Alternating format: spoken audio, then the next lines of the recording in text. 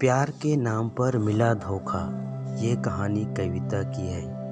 कृपया लास्ट तक सुने। ये कहानी कविता की है, जिसने दुनिया में सिर्फ प्यार करना सीखा था। वो किसी से भी मतलब से नहीं, दिल से जुड़ जाती थी। वो घर की लाडली थी। कविता के पापा उसकी हर विश उसके कहने पर पूरी कर देते थे। कविता कोई अमीर घर की नहीं थी।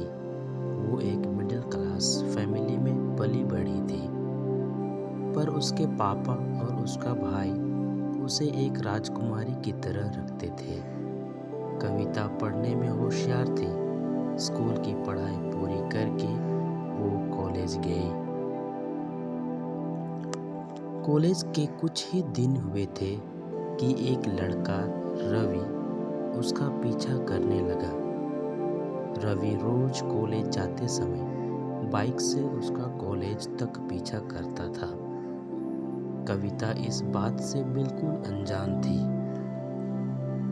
एक दिन कविता की फ्रेंड ने उसे कहा कि कोई लड़का तुम्हारा रोज पीछा करता है, तुम उसे कुछ कहती क्यों नहीं हो?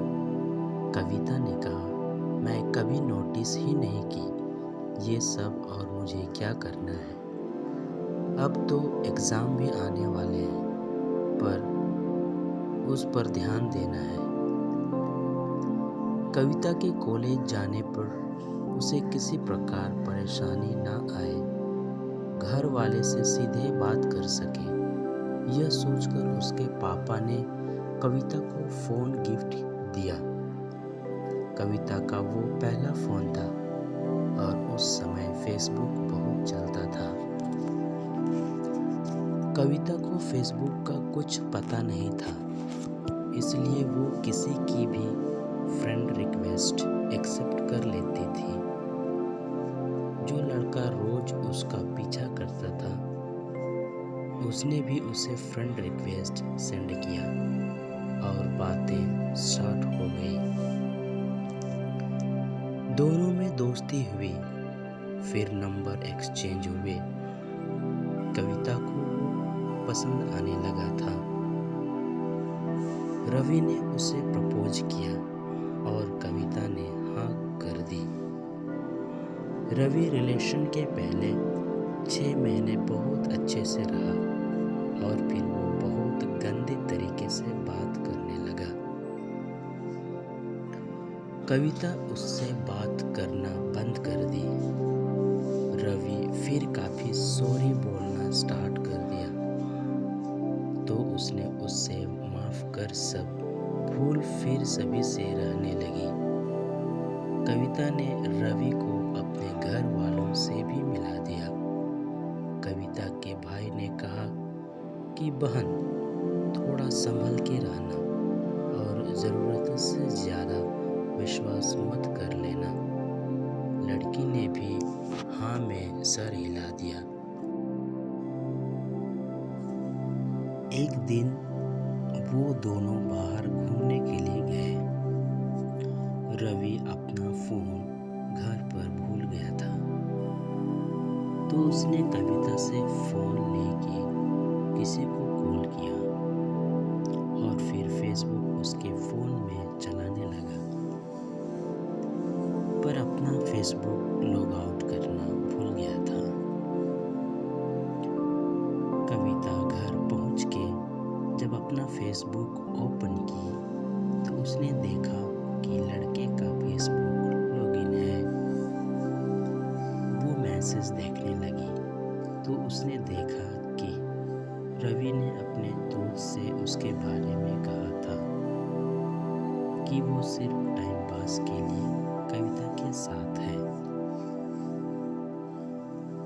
कविता ने देखा कि वो और भी लड़कियों से बात करता था।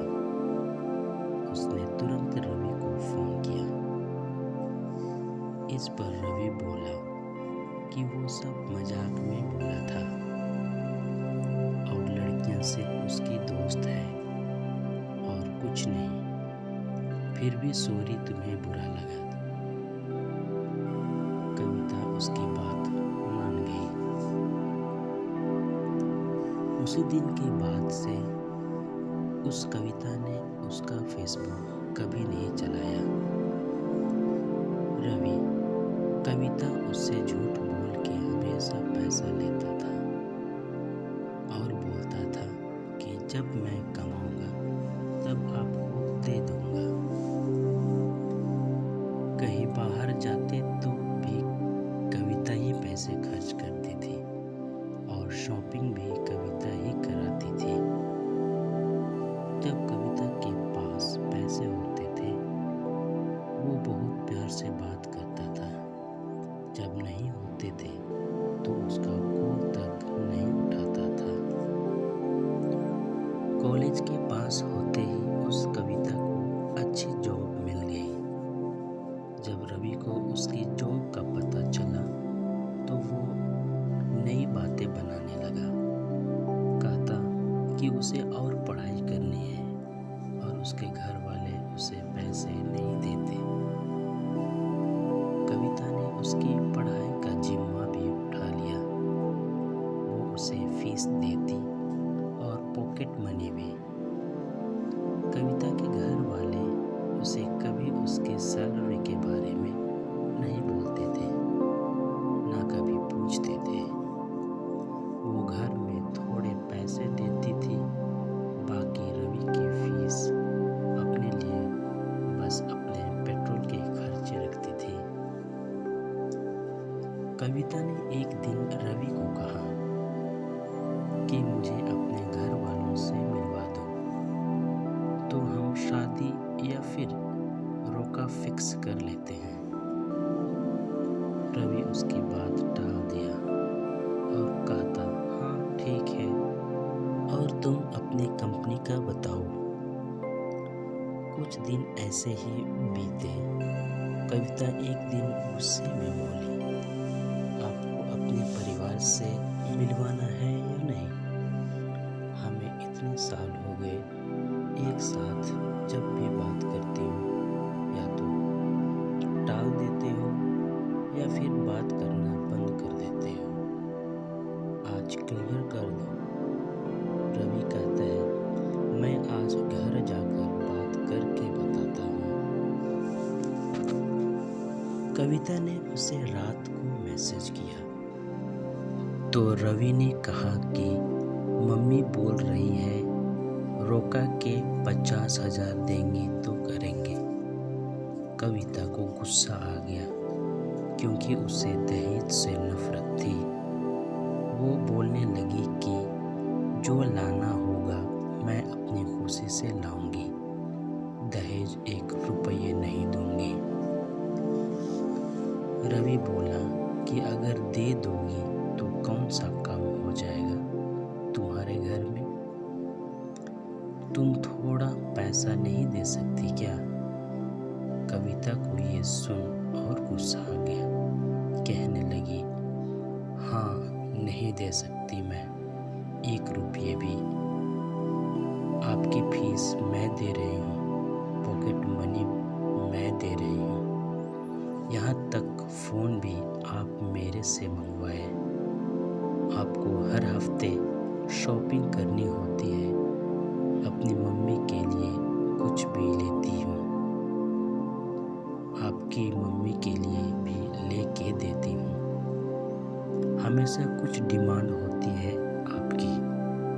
इतने साल में एक चॉकलेट तक नहीं दिए हो खुद से, आज आप मुझे पैसे के लिए सुना रहे हो।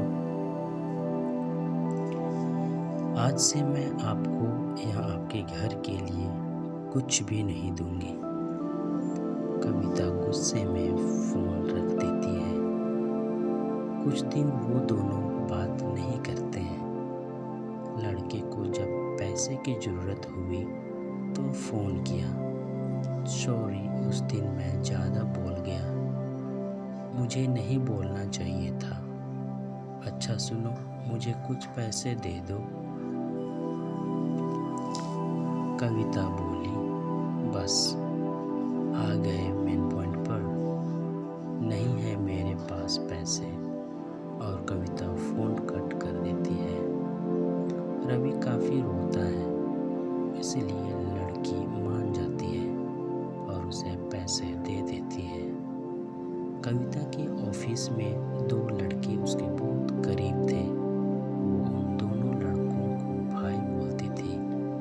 एक दिन ऑफिस में वर्कलोड की वजह से लेट हो गई तो उसे ऑफिस के लड़के ने कहा कि बहन चल तुझे घर छोड़ देता हूँ, काफ़ी लेट हो गया है। कविता ने कहा हाँ तू ठीक बोल रहा है। जब कविता घर जाती है तो रास्ते में कविता का बॉयफ्रेंड रवि उसे देख लेता है। रवि ने कविता को रोककर बहुत बुरा भला कहा, बोलता है कि तू अपने यार के साथ इतने रात को घूम रही है। कविता बहुत समझाती रही कि वो मेरा भाई है, भाई बहन के रिश्ते को गलत मत बोल, पर वो बहुत गंदी बातें बोलता रहा।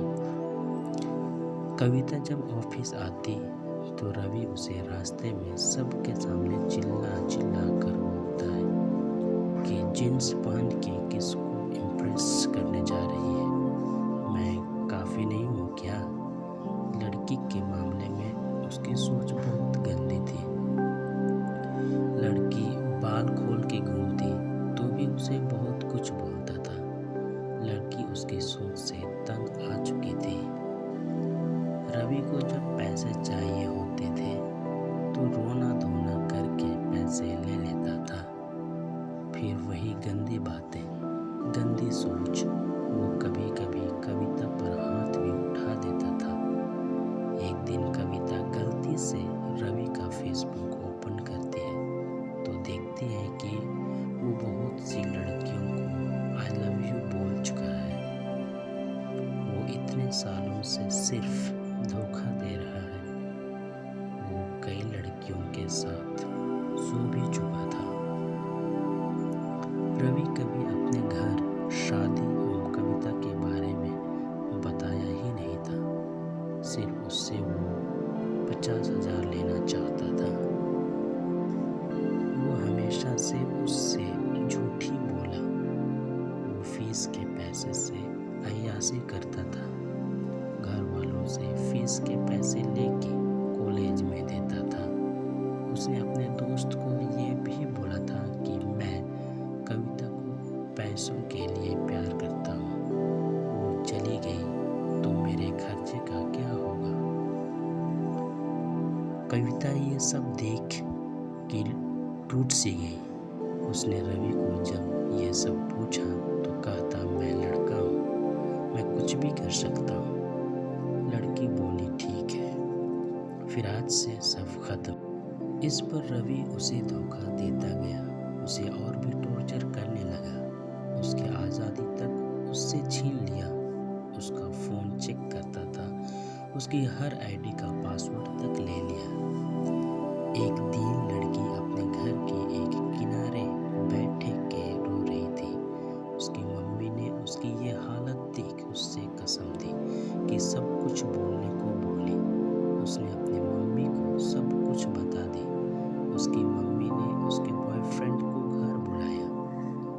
कविता के पापा भी अपनी बेटी की ऐसी हालत देखकर उस रवि को खींच के थप्पड़ मारा और कहा आज तक मैं अपनी बेटी से ऊंची आवाज में बात तक नहीं किया। तूने मेरी बेटी पर हाथ लगाया, उसे परेशान किया, उसके पैसों से अपनी अय्याशी की। अगर आज के बाद इसके आसपास भी देखा तो पुलिस थाने में बात होगा।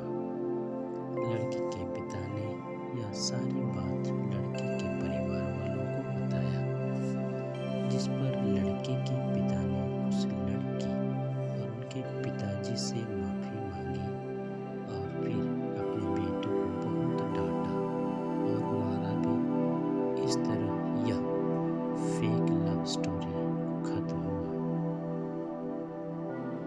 लड़की अब वहाँ नहीं रहना चाहती थी, इसलिए उसके पापा उसे लेकर दूसरे शहर में शिफ्ट हो गए। लड़की को थोड़ा समय लगा पर वो अपनी ज़िंदगी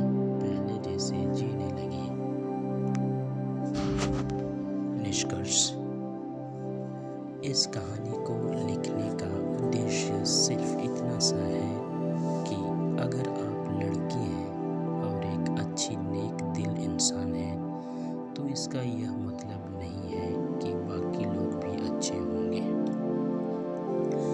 आपको यह समझना होगा कि यह मतलब की दुनिया है।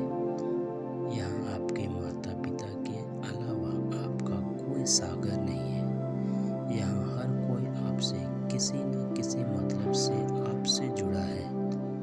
यूं रोड चलते किसी पर भी विश्वास करना सही नहीं है। अगर कोई आपसे जरूरत से ज़्यादा आपका फ़ायदा उठा रहा है, आपका इस्तेमाल अपने मतलब के लिए कर रहा है या रही है, आपको ऐसे रिश्तों से आज से ही दूरी बनाना शुरू कर देना चाहिए। चाहे हो प्यार, चाहे दोस्ती, फिर कोई आपके अपने सगे रिश्तेदार।